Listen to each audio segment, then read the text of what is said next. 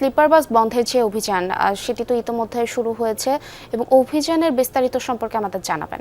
কিছুক্ষণ আগেই মূলত সিলেটের হুমায়ুন রশিদ চত্বরে যেসব বাস কাউন্টারগুলো রয়েছে সেই বাস কাউন্টারগুলোতে বিআরটি এবং জেলা প্রশাসন তারা যৌথ একটি অভিযান চালাচ্ছে এবং ইতিমধ্যে দুটো বাস কাউন্টারকে তারা অর্থদণ্ড প্রদান করা হয়েছে। এখন আরেকটি বাস কাউন্টার এই মুহূর্তে আছে আমরা জেদ্দা এক্সপ্রেস নামে একটি বাস কাউন্টারে, সেখানেও আসলে একই অভিযোগ, অর্থাৎ যে স্লিপার বাস মহাসড়কে চলছে যেটিকে বিআরটি বলছে অনুমোদনহীন, অর্থাৎ স্লিপার বাস মহাসড়কে চলার অনুমোদন নেই, সেই অভিযোগেই মূলত এখানেও জেদ্দা এক্সপ্রেস তাদেরকেও অর্থদণ্ড প্রদান করা হচ্ছে। এবং বিআরটি বা জেলা প্রশাসন প্রথমত যেটি জানিয়েছে যে আজকে যেহেতু প্রথমবারের মতো অভিযান পরিচালনা করা হচ্ছে সেক্ষেত্রে আজকে শুধুই অর্থদণ্ড প্রদান করা হচ্ছে, তবে পরবর্তীতে যদি এইসব বাস কাউন্টার বা বাসের প্রতিষ্ঠানগুলোকে আসলে মহাসড়কে স্লিপার বাস চলাচল করতে দেখা যায় এইসব প্রতিষ্ঠানের, সেক্ষেত্রে তখন ওই বাসগুলোকে জব্দ, পাশাপাশি এই প্রতিষ্ঠানের বিরুদ্ধে মামলা, এরকম কঠোর আইনানুগ পদক্ষেপ নেওয়া হবে, এমনটি আসলে এখানকার যারা অভিযান পরিচালনাকারী যারা আছেন তারা আমাদেরকে জানিয়েছেন।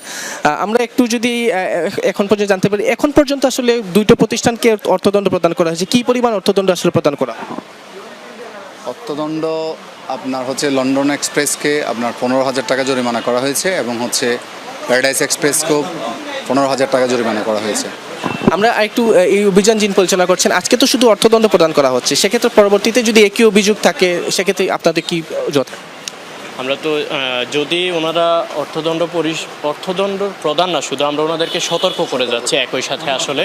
তো ভবিষ্যতে যদি আমরা ওনাদেরকে অনুমোদনহীনভাবে এভাবে স্লিপার বাস যদি চলাচল করতে দেখি, সেক্ষেত্রে আমরা আইনগতভাবে যেসব প্রক্রিয়া, অর্থাৎ আমরা জব্দ করা সহ আমরা এক্সট্রিম যে যতটুকু করা প্রয়োজন আমরা আমাদের যাত্রীদের এবং মানুষের নিরাপত্তা নিশ্চিত করার জন্য আমরা ততটুকু পর্যন্ত কাজ।